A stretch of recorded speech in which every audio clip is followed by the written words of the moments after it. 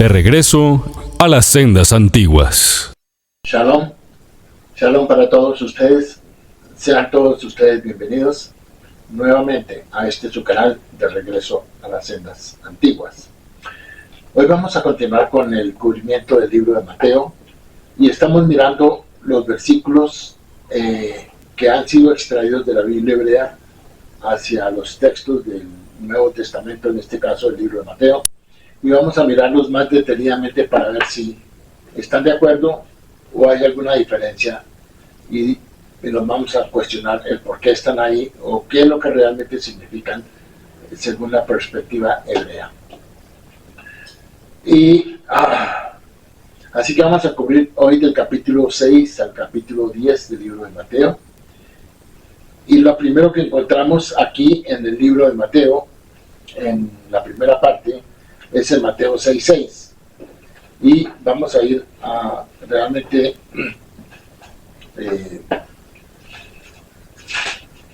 vamos a leer aquí el tema de Mateo capítulo 6 y encontramos aquí que Mateo capítulo 6 versículo 6, vamos a leer lo que dice, vamos a leer desde el 5 para lo que dice: y cuando ores, no sea como los hipócritas, porque ellos aman el orar en pie en las sinagogas y en las esquinas de las calles, para ser vistos de los hombres. De cierto os digo que ya tienen su recompensa. Y aquí viene el versículo que queremos ver.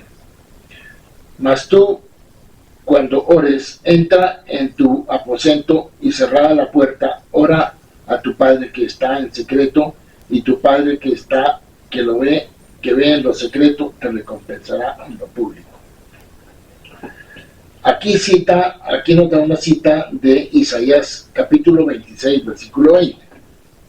Cuando nosotros vamos a Isaías capítulo 26, versículo 20, vamos a ver que realmente no hay ninguna relación. Dice algo muy similar, pero no hay ninguna relación, porque este versículo 20 tiene que ver con cerrar la puerta. Dice aquí: anda, pueblo mío, entra en tus aposentos. Esta respuesta le respondieron al profeta: entra en tus aposentos. Quiere decir, aquí estamos hablando de un tema de resurrección, porque inmediatamente en el versículo 21 dice: porque aquí el Señor sale del estandarte divino de la misericordia al estandarte divino de la justicia. O sea, Él viene a hacer justicia. Entonces, estamos hablando de que el Eterno le dice a su pueblo: entre en sus aposentos, mientras Él tiene que lidiar con la justicia de las naciones. Eso es lo que tenemos en Isaías capítulo 20. Así que no hay ninguna relación en cuanto lo que dice Jesús de orar. Pero eso es lo único que podemos deducir de ahí, para saber que no tiene ninguna relación ese versículo. Mateo capítulo 6, versículo 6. Tenemos luego el versículo 6, el capítulo 6, versículo 13, donde se habla, también tiene una relación con Primera de Crónicas 29:11. Entonces, vamos a leer el capítulo 6, versículo 13, y dice lo siguiente. Aquí está Jesús en la oración del Padre Nuestro, que también tiene un antecedente en la Biblia hebrea, del Avinu Malkeinu. Hay una relación donde dice: y no nos metas en tentación, mas líbranos del mal, porque tuyo es el reino y el poder y la gloria por todos los siglos. Amén. Esta es la oración del Padre Nuestro, donde se habla de el reino. Cuando vamos a Primera de Crónicas, capítulo 29, versículo 11, que es la cita que nos da para este versículo en Mateo 6:13, aquí se nos habla aquí es completamente algo diferente, porque sí habla del reino, pero dice: es una ofrenda del pueblo. Aquí está David convocando al pueblo para que den una ofrenda para la recaudación de fondos para la construcción del templo. Entonces, pues, eso es lo que dice Primera de Crónicas 29:11, que es la referencia que nos da aquí en Mateo capítulo 6, versículo 13. La única referencia es que menciona el reino, tu reino. Pero ya hemos visto que el reino de los cielos, el reino de Dios, el reino de los cielos, que es el Malhut Adonai en términos hebreos, en el concepto hebreo, tiene que ver con un reino utópico que aún no ha llegado, y por eso en el Nuevo Testamento se enfatiza mucho el reino, y entonces obviamente cuando Jesús habla del reino, pues el reino no ha llegado, aún en nuestros días el reino de Dios no ha llegado, el reino de los cielos no ha llegado. Sin embargo, ya vimos en la presentación anterior que Juan el Bautista se refería al reino de los cielos, se ha acercado, también Jesús se refiere al reino de los cielos, queriendo decir que ya estaba por llegar, que ya con la presencia de Jesús ahí, con la predicación de Juan el Bautista, el reino de los cielos se había acercado y ya iba a llegar. Pero ya hemos visto que eso no sucedió. Y han pasado ya 2000 años y todavía no hemos visto el reino de los cielos. Eso lo tenemos en Mateo 6:13. Y la contraparte que da es Primera de Crónicas 29:11, donde solamente se habla de tuyo es el reino. Entonces, es una súplica que hace David en la petición al pueblo para recaudar fondos para la construcción del templo. Bueno, el siguiente punto que queremos ver es Mateo 7:23. En Mateo 7:23 dice lo siguiente, y eso nos lleva a Salmo 6:8, dice. Y entonces, obviamente aquí está hablando Jesús, en Mateo dice, muchos me dirán en aquel día, Señor, Señor, no profetizamos en tu nombre, y en tu nombre echamos fuera demonios, y en tu nombre hicimos muchos milagros. Entonces, en el versículo 23 del capítulo 7, Jesús le responde, entonces les declararé, nunca os conocí, apartados de mí, hacedores de maldad, o violadores de la Torá, es lo que realmente quisiera decir ahí. Pero cuando nosotros vamos, eso cita ahí, la cita que da en el texto de Mateo, nos manda al Salmo 6:8. El Salmo 6:8 es una súplica de David, donde David está muy enfermo. Y este salmo es una súplica que está haciendo un llamado a todos los que le desean el mal a David. Entonces David está pidiéndoles que se aparten de él y lo dejen en paz. David se encuentra en un momento en que está de pronto para morir, y esta es una súplica que él hace, pero inmediatamente a la gente que le desea el mal a él les dice que se aparten de él. Así que no hay tampoco ninguna relación entre lo que dice Mateo 7:23, porque ahí dice inclusive, mis ojos están consumidos por la vejación, desgastado por todos mis enemigos. David estaba en un momento en que se sentía muy abrumado y sumamente enfermo, y entonces él hace este llamado para que lo dejen en paz, y por eso dice en este salmo, en un versículo anterior dice, mis ojos están consumidos por la vejación, desgastado por todos mis enemigos, apartados de mí todos los malhechores, porque el Señor escucha el sonido de mi llanto. Está haciendo, inclusive este salmo habla de que él llora, su cama está completamente mojada por las lágrimas de súplicas que él hace al Eterno. Así que tampoco hay ninguna relación acá de lo que está diciendo Jesús con lo que se cita en la Biblia hebrea. Bueno, vamos entonces y vamos a continuar con el siguiente tema. Lo encontramos, y aquí vamos a estar un momentico, de pronto una gran parte este momento, en el día de hoy, donde vamos a exponer en Mateo 7:6, y vamos a ir a Mateo capítulo 7, versículo 6. Jesús dice: no deis lo santo a los perros, ni echéis vuestra perla delante de los cerdos, no sea que las pisoteen y se vuelvan y os despedacen.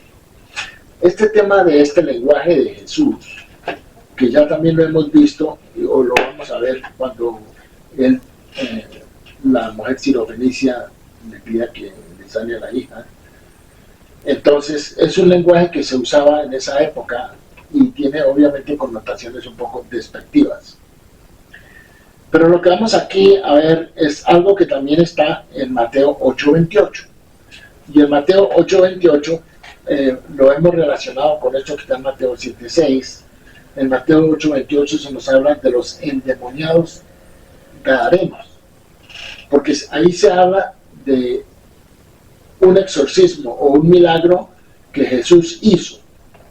Y vamos a ver que esto no tiene realmente, igual que sucedió con el tema pasado de la tentación de Jesús, que eso realmente no pudo haber sucedido porque no tiene lógica ni coherencia.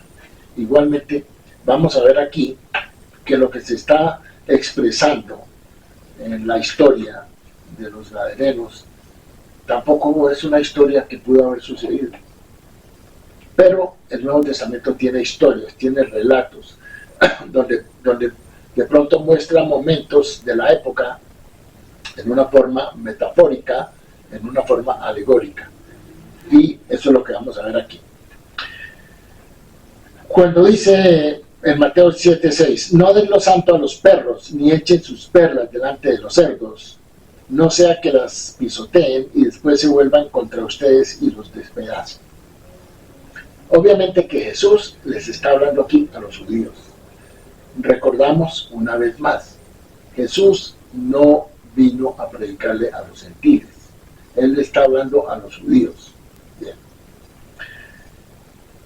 Entonces, en esta exhortación no se habla literalmente ni de perros ni de cerdos, sino de los gentiles en general, o sea, de los no judíos, y de los romanos más específicamente, por los cuales no se debe desperdiciar alguna explicación de la Torá.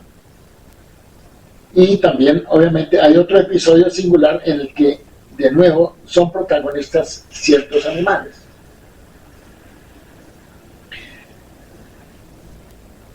Gadara fue un importante lugar de peregrinación cristiana, obviamente lo es por su mención en el Nuevo Testamento como el lugar donde Jesús expulsó a los demonios. Vamos a ver una cosa. Primeramente, el tema de los demonios. En la Biblia hebrea se menciona de pronto un par de veces, y eso se refiere no a que los demonios existan, sino a que los países cananeos, las etnias que estaban en el territorio cananeo, ofrecían a sus ídolos y ofrecían sacrificios a los demonios. Esto como una crítica que en el cántico de Moisés, en el Deuteronomio, se hace a lo que Israel eventualmente podría venir haciendo mucho más tarde. Entonces, y es una advertencia a que no adopten las prácticas de los cananeos, que eran pueblos paganos que sacrificaban sus hijos a un tal dios Moloch y a demonios. Entonces, ese es el contexto. No es que los demonios existan, sino que es una forma figurativa de expresar la idea de tener unos dioses que usted ni siquiera ha visto. Entonces, a otros dioses que no son el Dios verdadero, el Dios de Israel. Entonces, abordando el tema del capítulo 8, versículo 28 de Mateo, que se habla precisamente de los endemoniados gadarenos, vamos a comenzar con algo que relata Marcos, porque este tema está tanto en Mateo como en Marcos como en Lucas. pero hay diferencias entre el mismo relato de cada uno de estos sinópticos, evangelios sinópticos. Vamos con lo que dice Marcos y después regresamos al tema de Mateo. Jesús le preguntó, ¿cómo te llamas? Y él respondió, Legión me llamo, porque somos muchos. Estaba allí cerca del monte un gran hato de cerdos paciendo, y le rogaron todos los espíritus impuros diciendo, obviamente diciendo a Jesús, envíanos a los cerdos para que entremos en ellos. Y luego él les dio permiso, y saliendo aquellos espíritus inmundos entraron en los cerdos, los cuales eran como 2000, y el hato se precipitó en el mar por un despeñadero, y en el mar se ahogaron. Este es el relato de Marcos capítulo 5, versículos 9 al 13. Vamos a desdoblar este episodio igual que de la misma forma como lo hicimos con la tentación de Jesús. Y este relato relativamente no es coherente. No es un relato coherente ni es un relato lógico. Pero es un relato que refleja una realidad escondida en esa época, y era la invasión romana en las áreas de Israel, donde las personas deseaban que esos romanos, soldados, se fueran de sus regiones. Ese es el trasfondo. Ahora, para comentar este episodio, nadie mejor que precisamente un judío académico, Pinchas Lapid, y obviamente eso también extraído de un escrito del pueblo elegido. Entonces aquí vamos a ver que la explicación que Pinchas Lapid da es más o menos la siguiente. La sanidad milagrosa del endemoniado de Gadarenos, una de las historias más amplias de la tradición sinóptica, o sea, de los evangelios, muestra evidentes signos de repetidos arreglos. Esta ha sido objeto de interpretaciones muy diversas. Los más piensan que el episodio de los cerdos haya sido agregado en un segundo tiempo al relato original. Primero, el hecho que en Marcos capítulo 5 y en Lucas capítulo 8 se trata de un solo endemoniado es diferente a como en Mateo, que se habla de 2 endemoniados. Aquí hay una diferencia ya. Segundo, el hecho que la ciudad de Gerasa dista 2 días de camino de Genazaret, por lo cual el traslado del mar sobre el lugar de la sanidad es con toda probabilidad narrativa como algo incongruente. ¿Por qué? Porque si los cerdos se lanzaron a mar, pero por ahí no había mar. Entonces, esto tiene una incoherencia ahí ya. Punto número 3. Pero absolutamente increíbles son como 2000 cerdos, en los cuales, según Marcos, Jesús ha hecho entrar los demonios expulsados. ¿Cómo es que este número supera en gran medida todas las posibles dimensiones de un hato de cerdos? Precisamente por el hecho de que los cerdos no son animales que viven en hatos. Entonces, la cantidad de 2000 cerdos en un hato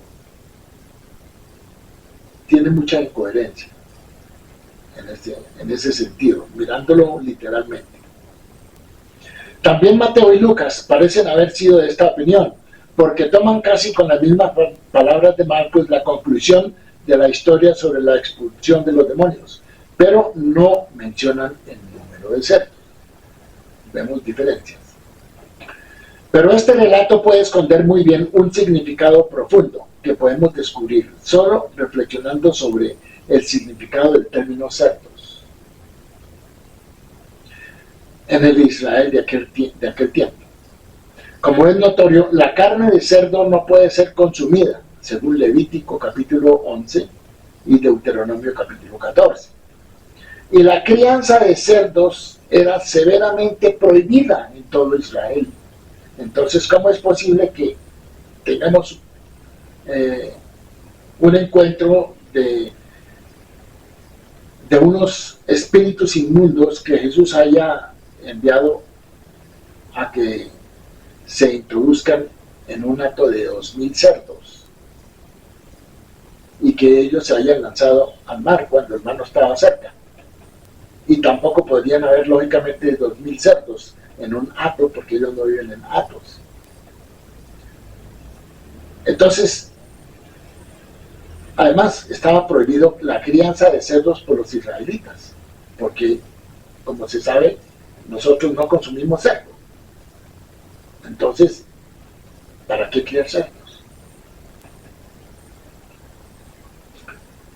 ¿Por qué? Porque hay una regla que dice, maldito el hombre que cría cerdos. Y esto era un principio muy básico que era indiscutible. Ahora, el cerdo o el puerco era también la imagen del odiado Imperio Romano. Es decir, cuando en esa época se mencionaban cerdos, era un término despectivo para significar a los romanos, porque los romanos eran odiados, porque eran los ocupantes del área de Israel y el imperio que estaba ocupando esa área en ese momento. Entonces, nada más que la gente quería que ellos se fueran, pero ellos estaban ahí. Entonces, aquí estamos viendo que hay una historia detrás de este evento, hay una historia real que estaba escondida, una realidad política, pero utilizaron la figura de Jesús para querer decir algo, expresar algo de una forma alegórica o metafórica, para expresar la situación de ese momento. El puerco era también la imagen del odiado Imperio Romano. A esto se suma el hecho de que la legión, porque Jesús le pregunta a este individuo, ¿cómo se llama legión? Entonces, la legión fretensis era una legión romana que ocupaba esa área de Israel en esos tiempos. Así, a esto se suma el hecho de que la legión décima fretensis, que en ese entonces ocupaba Israel y se aseguraba de la famosa paz romana, recurriendo brutalmente a la espada. Ellos tenían como mascota un jabalí, y un jabalí pues es un cerdo salvaje, es un puerco, es un porcino.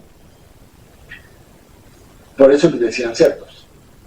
Si a todo esto se agrega que los legionarios romanos muchas veces enriquecían su pobre ración militar con carne de cerdo confiscada en los poblados griegos de la Decápolis, es claro que los términos cerdos y legión emanaban un odioso olor político, sobre todo entre todos aquellos que esperaban en la liberación de Israel, de la ocupación romana. Por eso cuando Jesús advierte a los suyos de no echar las perlas delante de los cerdos, ellos comprenden que no se debe desperdiciar la sabiduría de la Torá para los paganos y sobre todo para los romanos de esa época.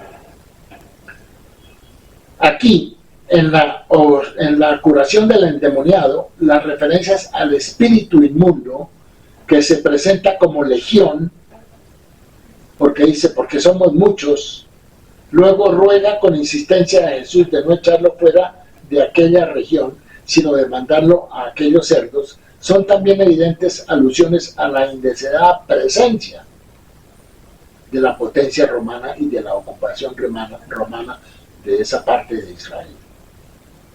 Luego, esto tiene que ver con un tema político. Sin embargo, esta ocupación romana no quería dejar la legión. También, esta tenía un espíritu inmundo y era muy numerosa. ¿Por qué?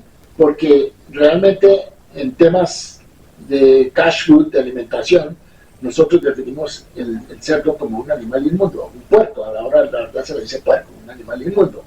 Entonces, en ese sentido, de una forma metafórica, alegórica, se puede determinar que los romanos tenían casi que ese significado para los habitantes de esa región. Bueno, También esta era asociada inequívocamente a los cerdos en el lenguaje común. Por eso es imposible no percibir la alegría del narrador cuando habla del fin de todos estos cerdos, por los cuales se ha literalmente rogado al mar para que se los tragase, ahogándolos. Los romanos habían llegado a Israel juntamente por el mar. Por eso en este relato se menciona el mar. ¿Por qué no echar esos cerdos al mar? Ya que ellos vinieron por el mar. Repito, los romanos habían llegado a Israel justamente del mar, contra la voluntad del pueblo hebreo, por lo cual su retorno a casa sobre el mar, o mejor aún, de cabeza dentro del mar, correspondía al deseo de todos los hebreos de ese tiempo, de esa región. En cuanto a esto, se puede aún recordar que Mateo indica como lugar de la sanidad Gadara, que diversamente de Gerasa se encontraba en proximidad del mar y había sido destruida 2 veces en la guerra contra Roma. Es absolutamente comprensible en los sobrevivientes de aquella masacre que los cerdos romanos se hundiesen como un tiempo los jinetes del faraón entre las ondas del mar. Una similitud. También el escritor Joaquín Nirka afirma justamente en su comentario, donde dice el origen del relato podría ser celote, de los celotes, y en la elección de aquel término se puede sospechar algo más, es decir, ver una alusión a la situación política de la región. El hecho que el texto griego de los evangelios fue concluido en un pleno periodo de persecución contra los seguidores de Jesús por parte de los romanos es un motivo más que válido para utilizar metáforas que no puedan ser comprendidas por los romanos, obviamente. Y de pronto aquí tenemos que decir algo. El Nuevo Testamento no habla contra los romanos, pero hay cualquier cantidad de razones para haber dicho algo en contra de los romanos. Tampoco habla de los esenios, pero hay mucha influencia esenia en el Nuevo Testamento. Entonces, es posible que los redactores, los que escribieron el Nuevo Testamento, tuvieron cuidado de no exponer sus escritos para que fueran destruidos por los romanos, si ellos se veían ahí que habían sido puestos de una forma negativa. Ahora, la misma,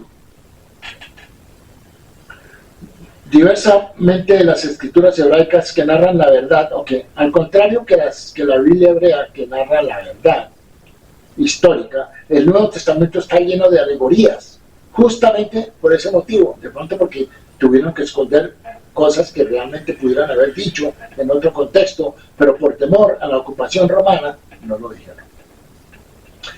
La misma ciudad de Roma es llamada Babilonia,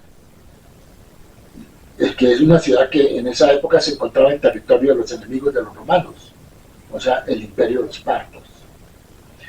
Para no comprometer ni el autor ni los lectores y permitir que el texto sobreviviese. Entonces, hablamos de Babilonia en cambio de hablar de Roma. Ahora, que los gentiles sean representados por animales no es nada inusual.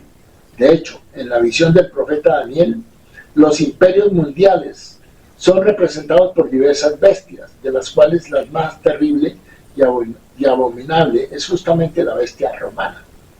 A los cristianos les gusta mucho dar una interpretación simbólica a la Biblia.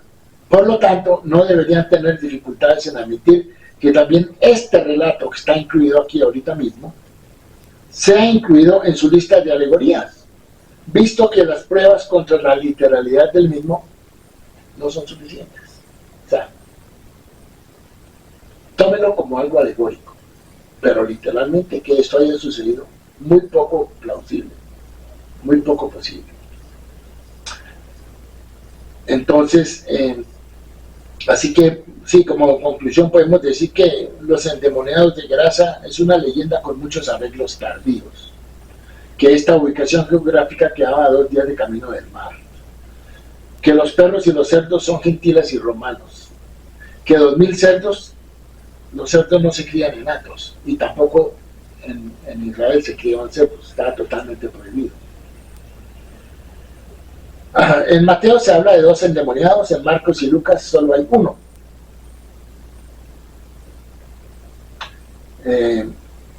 Es muy poco probable y casi que imposible que en alguna región de Israel se criaran cerdos, porque estaba totalmente prohibido. Y el endemoniado, o sea, la legión, representaba la legión romana, era la legión, se llamaba Praetensis. Bueno, entonces, quiero dejar con este tema para aclarar muchas cosas que muchas personas dicen, lo atribuyen como un milagro de Jesús, pero realmente, como vemos, no tiene sentido. No hay una forma literal de poder analizar esto de una forma coherente. Entonces aquí hay otro episodio que está en el mismo libro de Mateo, que tiene que ver algo similar a lo que sucedió con la tentación de Jesús. Tampoco tiene lógica. Luego, tómelo por ese lado. Son relatos que realmente no se pueden sostener. Bueno, vamos ahora a otro tema que está en Mateo 8:17, y vamos a mirar qué nos dice Mateo 8:17. Nos dice, en 8:16 dice, y cuando llegó la noche trajeron a él muchos endemoniados, y con la palabra echó fuera a los demonios y sanó a todos los enfermos. Tenemos que decir que en esa época las enfermedades se atribuían a algún pecado de la persona, o que tuvieran algún demonio, pero realmente sabemos que en el texto de la Biblia los demonios realmente caían, demonios que existan, no. Nadie nunca ha visto ningún demonio, pero en la mente de las personas pueden existir lo que ellos pueden considerar espíritus malignos. Mateo 8:16. Y cuando llegó la noche trajeron a él muchos endemoniados, y con la palabra echó fuera a los demonios y sanó a todos los enfermos. Luego en el versículo 17, que es el que queremos analizar, dice, para que se cumpliese lo dicho por el profeta Isaías, cuando dijo, él mismo tomó nuestras enfermedades y llevó nuestras dolencias. Y cita Isaías 53:4. Muy bien.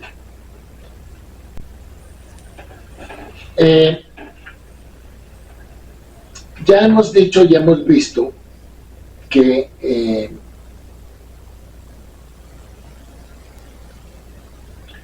el libro de Isaías, y en este caso le atribuyen a Jesús como si fuera el siervo sufriente. Hemos explicado en varias ocasiones que el libro de Isaías, y aquí estamos hablando del segundo Isaías, Deutero Isaías, él habla del siervo y viene hablando del siervo en muchas partes, en muchos capítulos, del 41, versículo 44, versículo 48, capítulo 49, etc. Y el siervo aquí es Israel. Ahora, Isaías era un libro de corrido, no estaba separado por capítulos y era de corrido. Entonces, no hay ninguna razón por la cual podamos pensar que el siervo de Isaías, capítulo 53, sea diferente al siervo del cual Isaías ha estado hablando, que es Israel. Por eso, tenemos que decir y repetir nuevamente que Isaías 53 habla es de Israel y no de ningún individuo. Isaías 53 se refiere a una persona, a un pronombre en tercera persona singular, un él. Pero es que Israel, en muchas partes de la Biblia, es tomado como un colectivo. Por ejemplo, en Oseas 11, cuando Israel era muchacho, ahí se está pensando que es una sola persona, ¿sí? Cuando Israel era muchacho, yo lo llamé de Egipto, ¿sí? Yo llamé de Egipto a mi hijo. Pero esos son formas, metáforas de hablar de Israel como un individuo, como un colectivo. Así que en los textos hebreos originales no hay divisiones de capítulos. Y tanto judíos como cristianos están de acuerdo en que el capítulo 53 es en realidad una continuación de la profecía que comienza en el capítulo 52:13. En 52:13, mire lo que dice. He aquí, mi siervo prosperará. Ahora, Israel es el singular es llamado siervo de Dios a lo largo de todo el libro de Isaías. Tanto explícitamente en Isaías 41, versículos 8 y 9, Isaías 44, versículos 1 y 2, Isaías 45, versículo 4, Isaías 48, versículos 20, e Isaías 49, versículo 3. En todos esos versículos de Isaías, el siervo es Israel. Entonces, al Mesías nunca se le llama siervo. Entonces, usted no puede decir que Isaías 53 habla del Mesías, porque en ninguna parte de la Biblia hebrea se configura al Mesías como un siervo, ¿no? Es un ungido. Entonces, si aquí se habla de un siervo, pues no puede estar hablando de ningún Mesías. Y así que eso hay que tenerlo en cuenta. Ok, otras referencias a Israel como siervo de Dios incluyen Jeremías 30:10 y 30:17. El siervo de Israel es considerado por las naciones como un paria, abandonado por Dios, como en Isaías 53:4. Que es el versículo que estamos mirando. Ahora, en ese momento estamos diciendo aquí que quien está hablando en Isaías 53 son las naciones, y aquí también podemos poner a todas las naciones como en un colectivo de una sola persona hablando.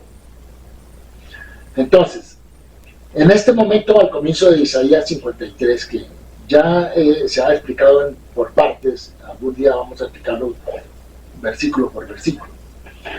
En ese momento, las naciones sobresaltadas, personificadas aquí como un vocero gentil, por eso es el que pregunta, hacen la pregunta inicial de Isaías 53:1. ¿Quién ha creído a nuestro anuncio? ¿Cuál era el anuncio de las naciones gentiles? ¿Quién ha creído a nuestro anuncio? ¿Y sobre quién se ha revelado el brazo del Señor? El brazo del Señor quiere decir la providencia del Eterno, lo mismo que tenemos en el Salmo 110, que habla de David. Es la providencia de Dios. Entonces, por eso las naciones dicen, ¿quién ha creído a nuestro anuncio? ¿Y sobre quién se ha revelado el brazo del Señor? El profeta mismo, como se indicó anteriormente, es simplemente un canal para transmitir la declaración dada divinamente que predice la confesión de culpa de los gentiles a medida que se dan cuenta del papel apropiado del siervo en la historia.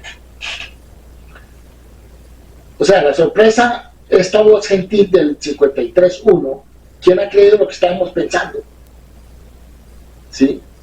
¿Por qué? Porque al fin de la historia se van a dar cuenta que estaban equivocadas las naciones.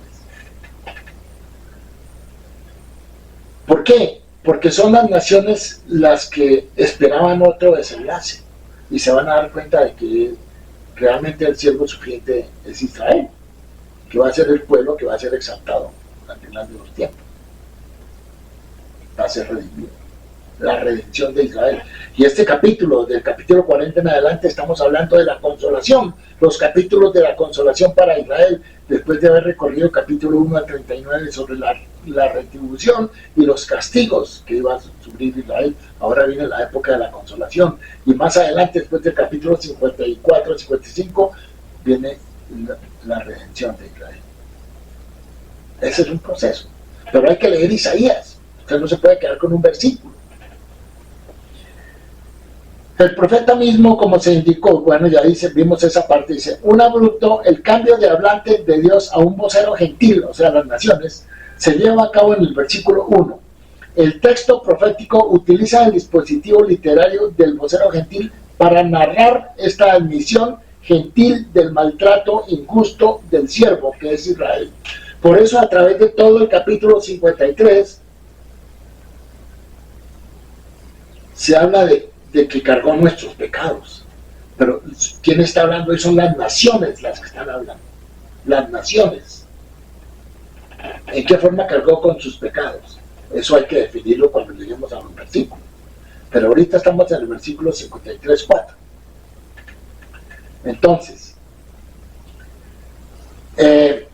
repito, el texto profético utiliza el dispositivo literario del vocero gentil para narrar esta admisión gentil del maltrato injusto del siervo.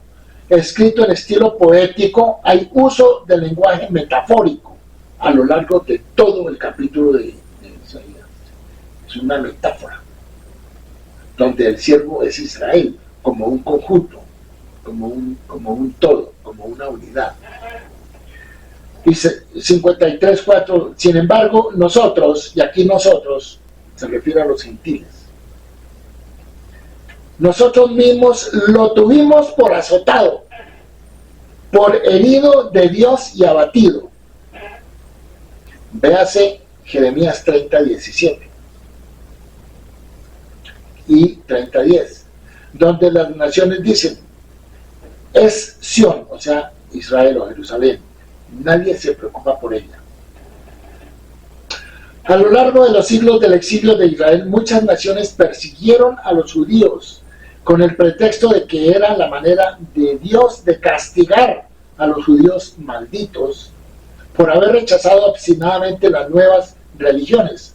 En estos versículos, hasta el final del capítulo, las naciones confiesan cómo usaron al pueblo judío como un chivo expiatorio, no por las razones nobles que habían alegado durante mucho tiempo. De hecho, las naciones persiguieron egoístamente a los judíos como una distracción de sus propios regímenes corruptos. Ciertamente, Él llevó nuestras aflicciones y llevó nuestros dolores. En primer lugar, y de acuerdo con todas las enseñanzas judías de la época, los propios discípulos de Jesús, ni Jesús mismo, no vieron a Isaías 53 como una profecía mesiánica. Jesús nunca habló de Isaías 53. Si él hubiera sido el siervo sufriente de Isaías 53, él hubiera dicho algo, pero nunca lo mencionó.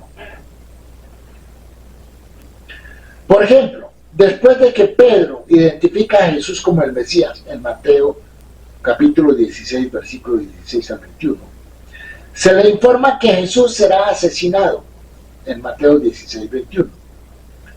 Y su respuesta de Pedro es, Dios lo libre, Señor, nunca te suceda esto.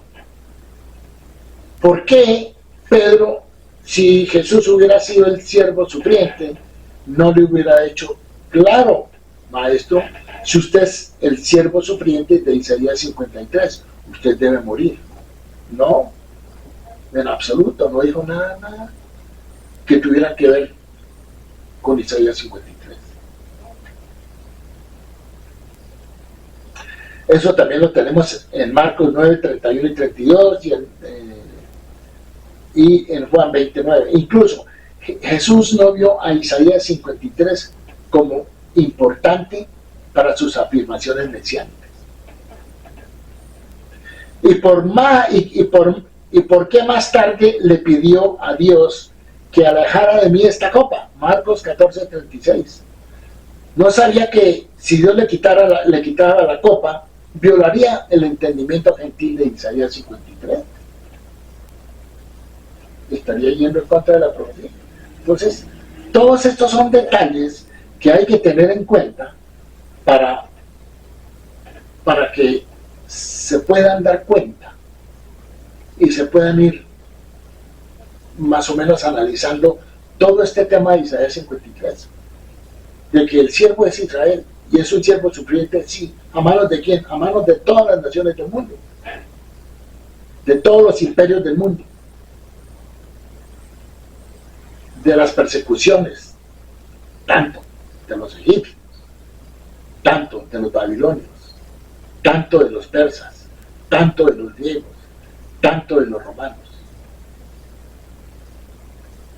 tanto de la misma Iglesia católica en la época de la Inquisición, donde perseguían a los judíos en España, los obligaban a que fueran a la plaza pública,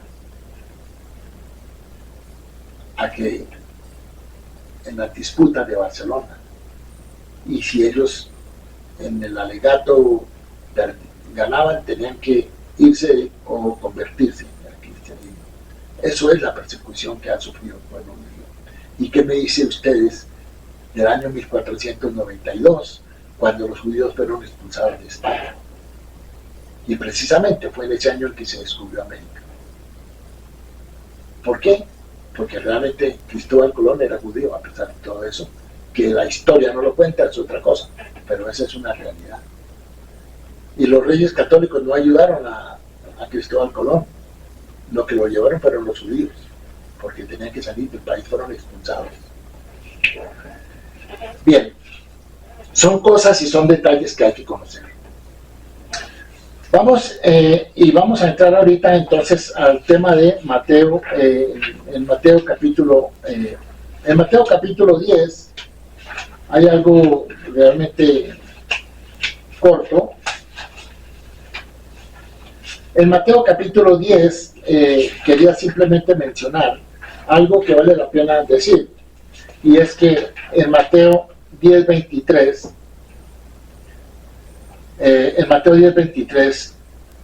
Jesús dice lo siguiente: cuando os persigan en esta ciudad, huid a la otra, porque de cierto os digo que no acabaréis de recorrer todas las ciudades de Israel antes que venga el Hijo del Hombre. O sea, aquí obviamente Jesús se equivocó, porque si él dijo esto, seguramente acabaron de recorrer y predicar en todas las ciudades de Israel, y él no vino. Y él aquí está diciendo que antes de que sus discípulos terminen de predicar en todas las ciudades y aldeas de Israel, él va a venir, y no vino. Igual lo tenemos en Mateo 16:28. Ahí también es otra parte donde Jesús se equivocó. Son dos partes. Hay otras partes, pero no las vamos a mencionar en este momento. Hay que tener esto en cuenta. Muy bien, entonces, mirando el tema entonces de Malaquías, en Mateo tenemos este tema de Mateo en Mateo 11:10,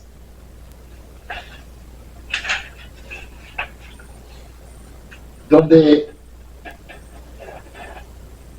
se dice que, vamos a leer Mateo 11:10 para nosotros estar más o menos mirando el mismo texto.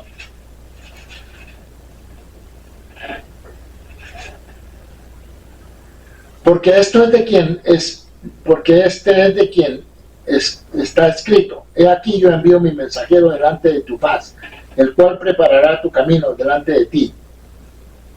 Bueno, y obviamente Jesús adelante dice: de cierto os digo, entre los que nacen de mujer no se ha levantado otro mayor que Juan el Bautista, pero el más pequeño en el reino de los cielos mayor es que él.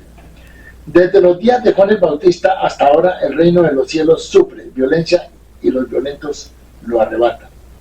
Porque todos los profetas y la ley profetizaron hasta Juan. Y si queréis recibirlo, él es aquel Elías que había de venir. Bueno, entonces aquí lo que tenemos es que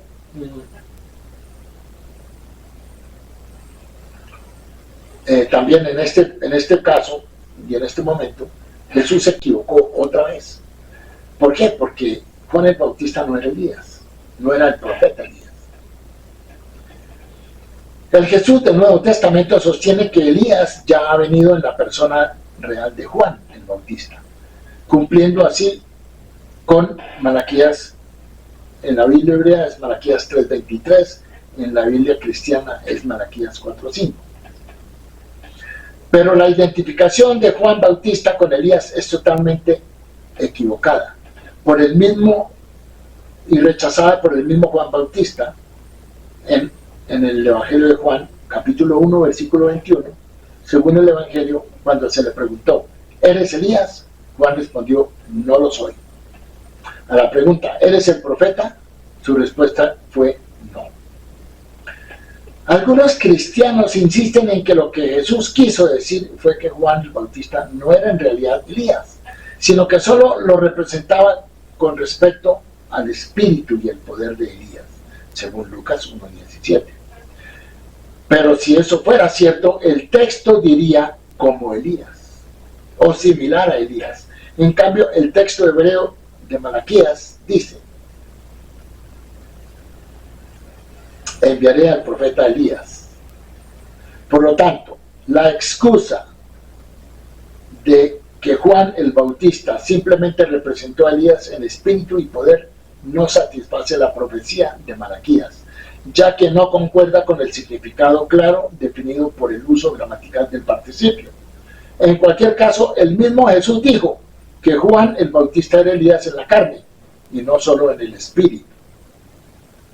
Jesús dijo que Juan el Bautista era Elías en la carne y no en el espíritu. Dijo de Juan mientras este último estaba vivo. Dijo, y si quieres aceptarlo, él es Elías, que estaba destinado a venir. Eso está en Mateo 11:14. Después de que lo ejecutaron a Juan, Jesús dijo de él, pero yo les digo que Elías ya vino y no lo reconocían. Entonces, obviamente, que Jesús se equivocó. Y algunos cristianos dicen que Elías vendrá justo antes de la segunda venida de Jesús. Pero es obvio del Jesús del Evangelio que esperaba a Elías en su propia vida. Jesús no está hablando de que Juan el Bautista iba a venir en el futuro, sino que ya había llegado y ya había venido. Entonces, si Juan era Elías, en alguna forma falló en su comisión dada por Dios. El mandato bíblico para el precursor del Mesías incluye marcar el comienzo de una era de perfecta paz y armonía entre padres e hijos, poniendo fin a toda discordia y lucha entre ellos. Malaquías dice claramente, y él hará volver el corazón de los padres a los hijos y el corazón de los hijos a los padres. Pero eso nunca sucedió. Según Lucas, se suponía que la misión de Juan era hacer volver el corazón de los padres a los hijos y los desobedientes a la actitud de los justos, a fin de preparar un pueblo preparado para el Señor. Juan el Bautista no cumplió con esta tarea, ya que tuvo poco impacto en su generación. Jesús explicó su propia función como el reverso exacto, no solo de la misión de Elías, sino también la de Juan. Inclusive Jesús dijo, no penséis que vine a traer paz a la tierra, no vine a traer paz sino espada, porque vine a poner al hombre en contra de su padre, a la hija en contra de su madre, y a la nuera en contra de su suegra. Eso está en Mateo 10, 34 y 35. Entonces, no vino a restaurar la relación entre padres e hijos. ¿Será?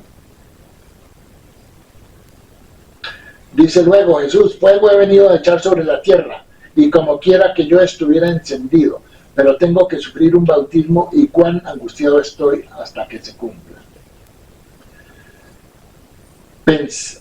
¿Pensáis que vine a dar paz en la tierra? Os digo que no, sino división, porque de ahora en adelante 5 miembros de una casa estarán divididos, 3 contra 2 y 2 contra 3, estarán divididos padres contra hijos e hijo contra padre, madre contra hija e hija contra madre, suegra contra nuera y nuera contra suegra. Lucas 12.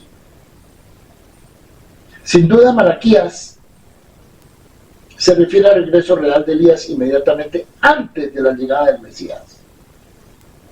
Dado que Elías no vino durante la vida de Jesús, aunque afirmó que Juan el Bautista era Elías, es obvio que tampoco Jesús podía ser el Mesías. Porque si Juan el Bautista no era Elías, Jesús no podía ser el Mesías. Y tampoco nada sucedió, de acuerdo a lo que dice la Escritura. Esta figura de Elías es una figura muy importante en el judaísmo. Se tiene muy en cuenta en el Shabbat Hagadol. Es un Shabbat grande, importante. donde se basa en un versículo de la Haftará que se lee en la sinagoga, donde realmente habla de Malaquías 3:23, que dice: he aquí os enviaré al profeta Elías antes de que venga el día del Señor, o sea, el día del juicio. Y obviamente es también el sábado antes de la Pascua, donde se llama el Shabbat Hagadol, ya que hacemos toda la preparación necesaria para la salvación que ocurrirá en la próxima semana. Bueno, y hay una alusión aquí en la interpretación de los sabios judíos, los Jajamín. Cuando Jacob se dio cuenta de que a pesar de las obras de valor de Sansón, él no sería el redentor de Israel, Jacob, estamos enfocándonos en el capítulo 49 de Génesis. Jacob ahora expresó la esperanza de que Gad produjera al Redentor. La palabra aquí del antiguo que sigue a la de Dan, en la secuencia de las bendiciones que Jacob dio a sus hijos, en Génesis 49, en las bendiciones, están basadas en Malaquías 3:23, según la Biblia hebrea, y la Biblia cristiana Malaquías 4:5. Aquí os envió el profeta Elías. Se dice que el profeta Elías es de Gad, de la región de Gad, de la tribu de Gad. Hasta aquí, entonces, el profeta Elías era residente de Galaad, en el territorio de Gad. Esto no significa que no fuera también un sacerdote. El Shabbat Hagadol, el gran Shabbat, es un Shabbat anterior a la Pascua, que se celebra en referencia a la llegada de Elías como un día de liberación para el gran día del Señor, el día del juicio. También, por eso, cuando celebramos Pesach, también tenemos una copa y una silla para el profeta Elías, esperando que llegue. También el profeta Elías es muy esperado durante la circuncisión de los niños. Así que es una figura muy importante, pero ciertamente no fue Juan el Bautista. Bueno, yo creo que por ahí vamos a dejar hasta hoy, y solamente espero que ustedes hayan podido de pronto rescatar algo de lo que hemos cubierto en este momento, y esperamos que nos podamos ver en otra oportunidad. Continuaremos viendo el tema del libro de Isaías, el resto de lo que nos queda, y vamos cubriendo partes que son importantes, que de pronto ustedes no han podido llegar a estas partes o no las han podido ver desde esta perspectiva, desde donde ustedes se encuentran. Y una vez más, estamos aquí para darles la información, una información que ustedes no han tenido, o la han tenido de una forma equivocada. Y yo creo que es hora también de que vayamos reflejando en nuestra situación y vayamos mirando qué camino vamos a coger, cuál es nuestra relación con nuestro Creador. De eso se trata el título de este canal, de Regreso a las Sendas Antiguas. Las sendas antiguas tienen que ver cuando Israel era muchacho, cuando era obediente. Y la obediencia es un concepto básico en nuestra creencia, en nuestra vida diaria, la obediencia a los mandamientos. Muchas gracias una vez más y quedamos pendientes para una próxima oportunidad.